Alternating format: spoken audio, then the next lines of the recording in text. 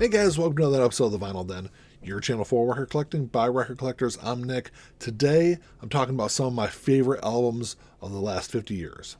There's a bunch of links down below. Make sure you check them out. There's links for the Vinyl Den Facebook group, for the merch page, for the Spotify and Apple Music playlists that we put together a week, and the Patreon page. Make sure you go check all that out. Of course, if you enjoyed the episode, make sure you give me a thumbs up.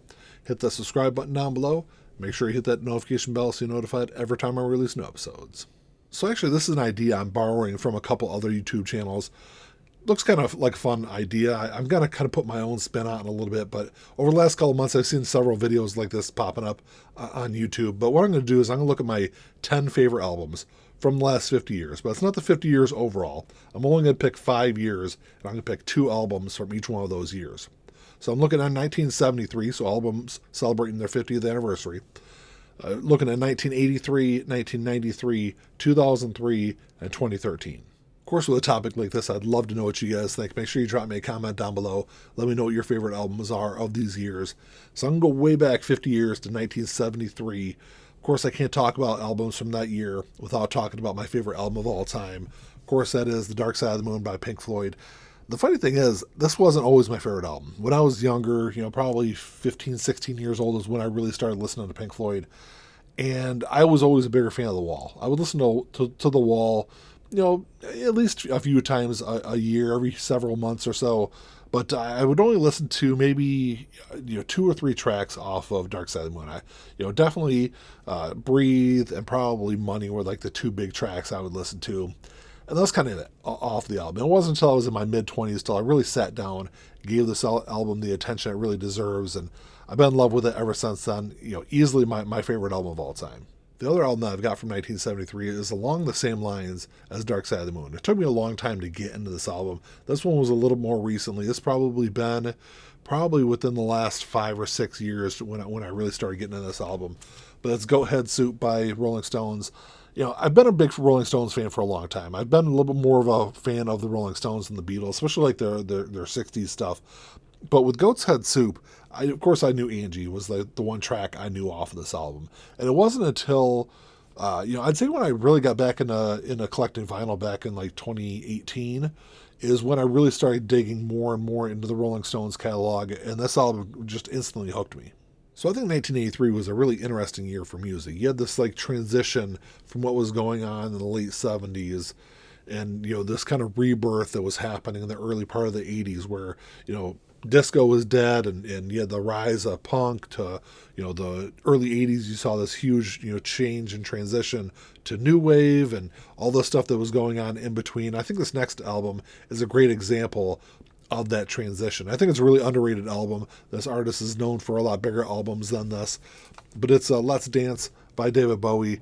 And, this is another album where it took me a little while to get into it. I was, in 1983, I was 4 years old. So it wasn't until, I was at least in my teens when I finally heard this album. I think it was when, it might have been earlier than that, because I think I really kind of got into David Bowie from like the movie Labyrinth when I saw that.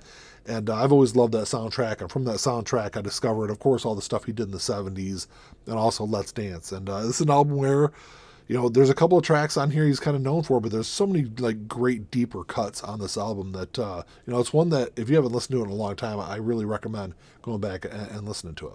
And one of my favorite albums of the 80s was released in 1983. That album is Pyromania by Def Leppard. Of course, Def Leppard is known for Hysteria, and Hysteria was like the rock version of Thriller. And that's kind of how they recorded it also. They wanted to do an album where like every single track was a big hit single. But earlier in their career, they were a very different band. It was a little harder edge. They didn't have like the pop kind of rock stuff that they were doing on Hysteria. And their first 3 albums, so you had On Through the Night, Pyromania, and High and Dry. Like, if you go back and listen to those albums, man, there's so many killer tracks on those albums, and especially with Pyromania. So pretty similar to 1983. 1993 was a big transition year in music also. You had kind of by 1993, late part of 93, early part of 94, grunge was pretty much dead. And you had this rise in, just alternative rock, and so many bands were doing so many great things that year. This album, the next one, is easily one of my top 5 albums of all time. It's just an album where even 30 years later, it's still really relevant. All the themes on this album are all relevant. That album is Verses by Pearl Jam, and this is an album where, as much as I loved 10, I really fell in love with Pearl Jam with Verses. And it's an album, like I said, there's so many themes on this album that are still relevant today. You know, child abuse, sexual assault, things like that, that a lot of bands, at least a lot of rock bands in 1993, just weren't singing about. 1993 was also the year that I really got into the Smashing Pumpkins when they released Siamese Dream.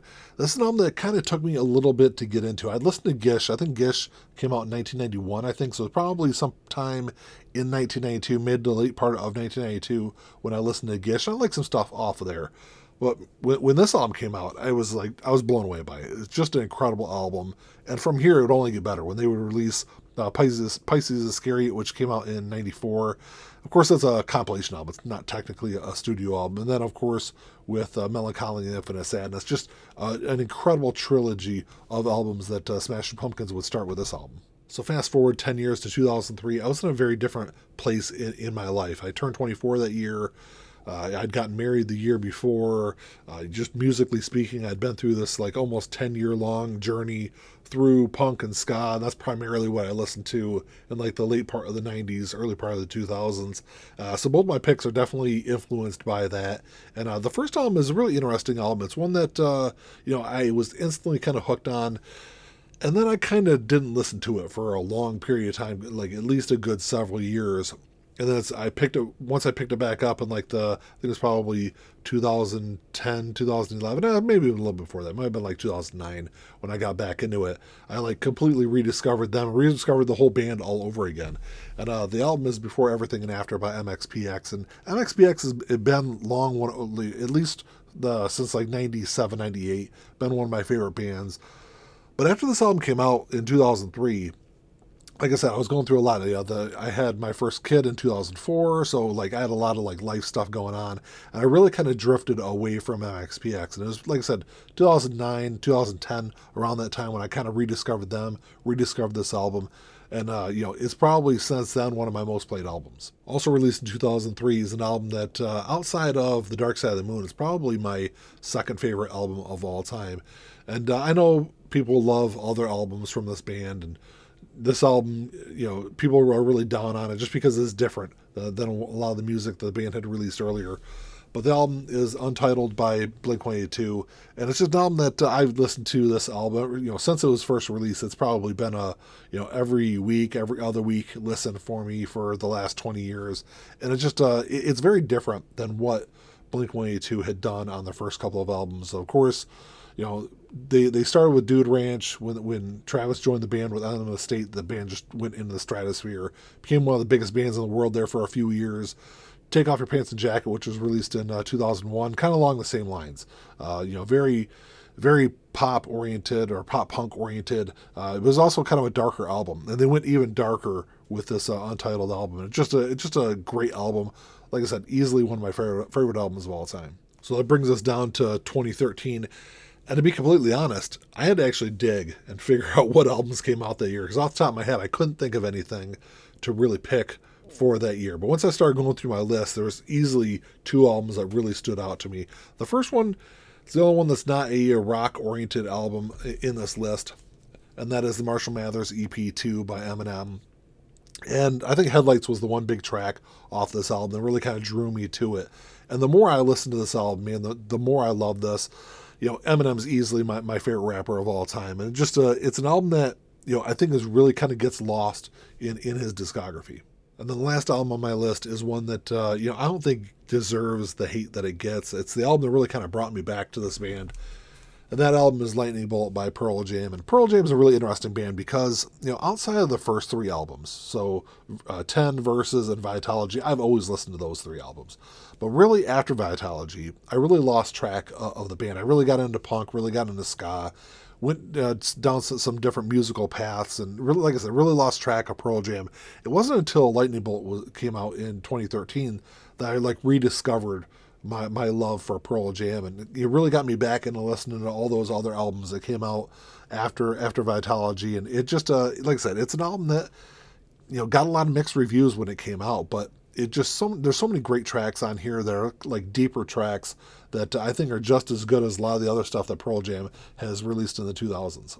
Well, that's all I got for you today, guys. Thanks for checking the show out. Make sure you drop me a comment down below. Let me know what you got for these picks for like I said, the last 50 years. So you got 1973, 1983, 93, 2003, and 2013. I thought it was kind of a really interesting way to kind of go back and look at the last 50 years of music. But let me know what you guys think. If you enjoyed the episode, make sure you give me a thumbs up.